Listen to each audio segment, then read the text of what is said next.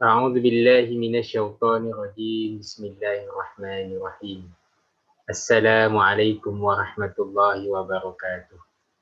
Syukur kepada Allah SWT hari ini dapat kita bersama-sama dalam menyambung pengajian online kita dalam tajuk berpuasa di bulan Ramadan. Pada minggu lepas, Ustaz telah bercerita tentang maksud puasa serta syarat wajib puasa. Dan pada hari ini kita akan menyambung berkenaan dengan rukun puasa serta syarat-syarat sah puasa yang mana mengikut cara Rasulullah SAW. Semoga kita semua akan mendapat manfaat daripada apa yang Ustaz akan sampaikan sebentar lagi. InsyaAllah. Baiklah, sekarang marilah kita lihat syarat sah puasa. Apakah yang menyebabkan puasa kita menjadi sah? Dengan 4 syarat yang patut kita faham. Yang pertama iaitu Islam. Yang kedua mumayyiz. Ketiga berakal. Dan keempat suci daripada haid dan nifas. Bagi orang Islam, wajib kita untuk berpuasa dan tidak wajib kepada orang kafir. Jika kita seorang Islam, jika kita berpuasa, maka sah puasa kita dan mendapat pahala di sisi Allah SWT. Kemudian yang kedua, mumayyiz. Bila kita telah tahu membezakan di antara baik dan buruk, maka dengan sendirinya kita sudah menjadi mumayyiz. Nak tahu mumayyiz senang saja. Kalau kita tanya kepada seorang kanak-kanak dengan sesuatu perkara, apakah itu puasa contohnya? Kita tahu puasa tu tak boleh makan, tak boleh minum. Jadi dengan jawapan dia tu kita dah tahu dah. Mereka tu sudah mumayyiz. Jadi kalau mereka berpuasa, sah puasa mereka dan mendapat pahala di sisi Allah SWT. Kemudian yang ketiga berakal. Orang berakal, bila mereka berpuasa, sah puasanya. Tapi tidak wajib ke atas orang gila. Kemudian yang keempat, suci daripada haid dan nifas. Tidak wajib ke atas orang yang datang haid dan nifas. Dan jika orang datang haid ini, mereka tidak boleh puasa, tidak boleh solat. Jadi mereka kena berhenti daripada berpuasa serta qada puasa mereka apabila tamatnya bulan Ramadan. Okay, seterusnya kita pergi kepada rukun puasa. Rukun puasa ini yang pertama, niat setiap malam sepanjang bulan Ramadan. Okay, apakah niat puasa bulan Ramadan? Marilah sama-sama kita lihat. Okay, bagi niat puasa Ramadan, bagi niat sebulan ya, menurut Imam mazhab Maliki, boleh kita berpuasa, berniat sebulan penuh Ramadan. Caranya dengan membaca niat seperti berikut.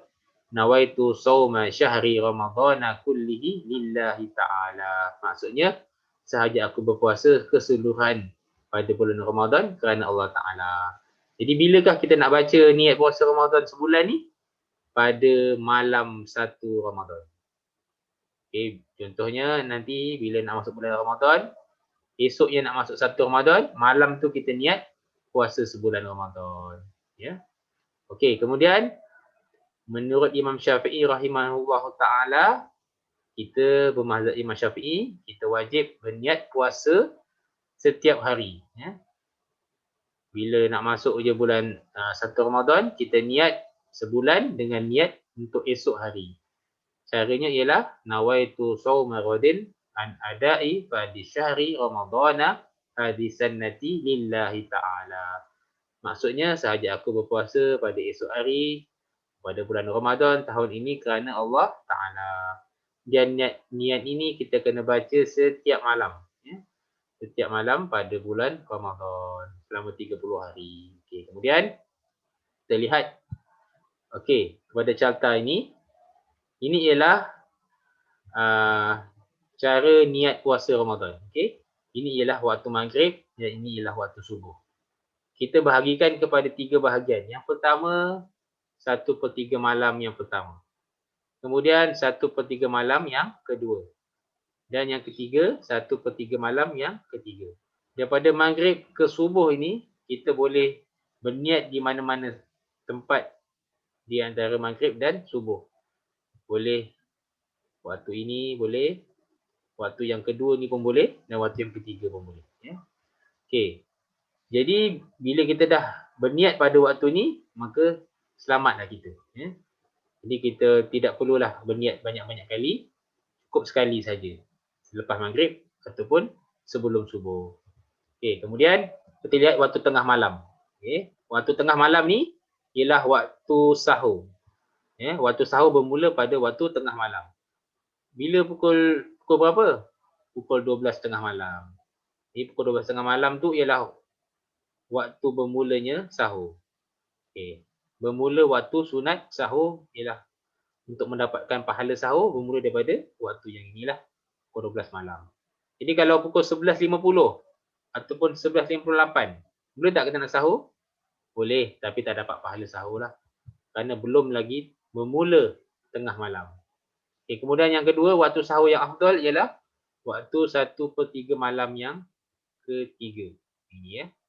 Okay, ini pukul berapa ni? Dalam pukul 4 pagi. Boleh kita nak sahur. Kemudian ada satu waktu lagi iaitu waktu imsak.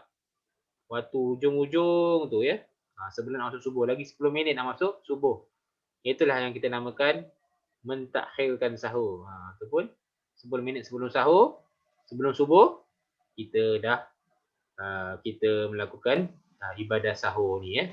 Ini ialah waktu yang paling baik sekali lah, mentakhirkan sahur. Okey, terusnya kita lihat rukun puasa yang kedua, menahan diri daripada melakukan perkara yang membatalkan puasa.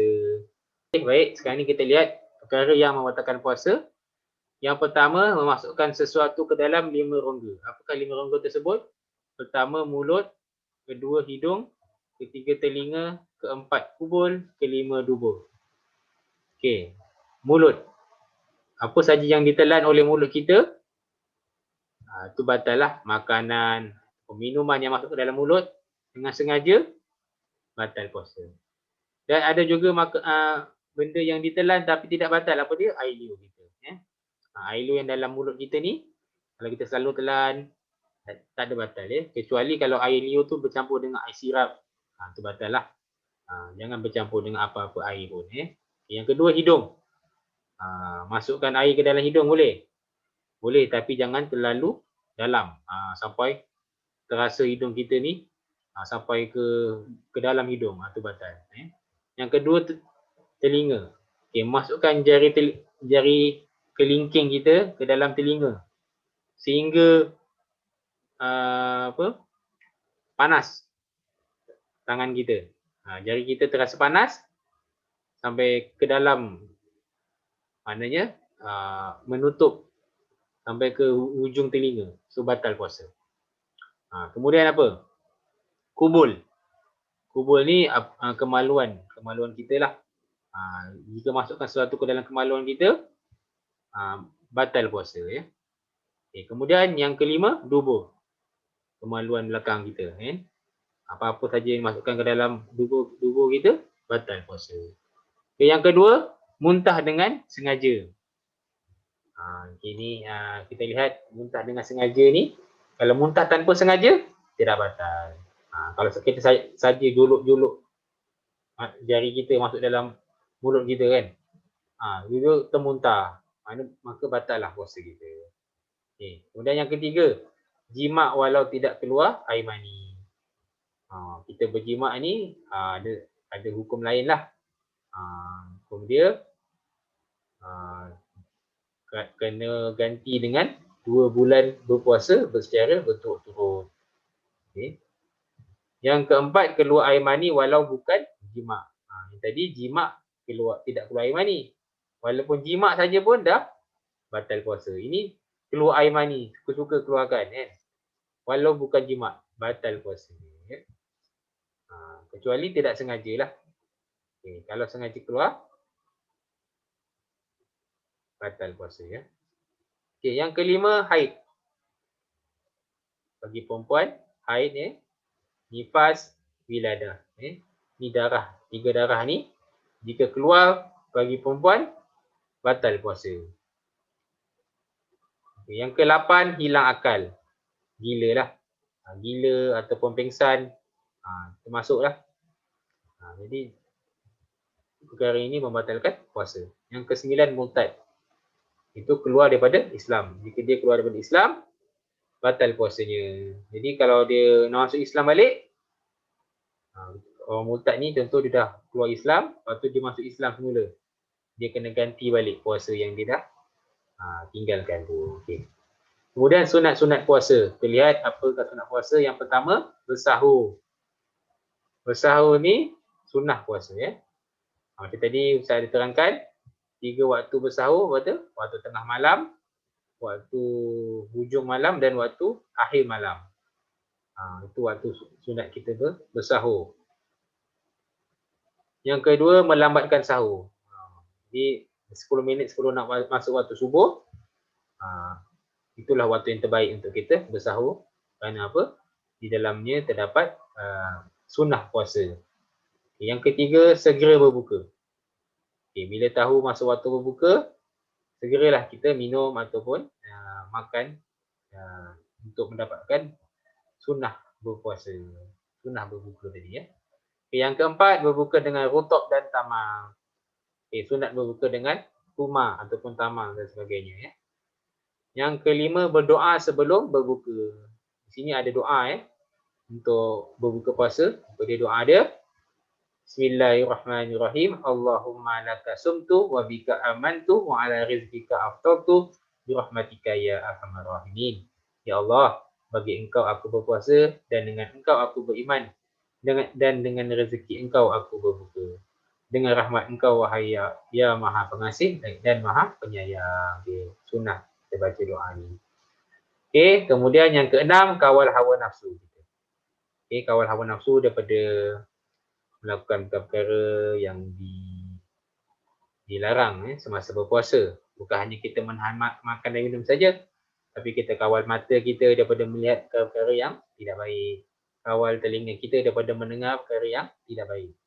Seluruh anggota kita perlu kita jaga sepanjang bulan puasa ini. Yang ketujuh, membaca Al-Quran, istighfar dan selawat. Banyakkan membaca Al-Quran kerana bulan puasa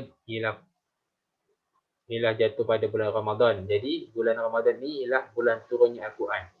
Jadi perbanyakkanlah kita membaca Al-Quran. Yang ke-8, banyakkan bersedekah. Rasulullah SAW banyak bersedekah pada bulan Ramadan. Yang ke-9, solat tarawih dan witir. Jadi inilah, solat tarawih ni hanya berlaku pada bulan Ramadan.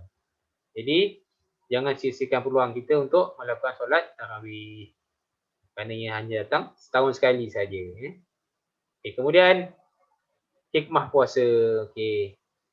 Apakah hikmah ataupun kelebihan puasa pada diri kita?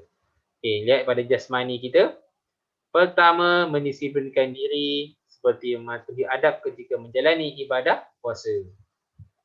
Yang kedua, mendidik diri mengawal hawa nafsu seperti menjauhi larangan-larangan Allah.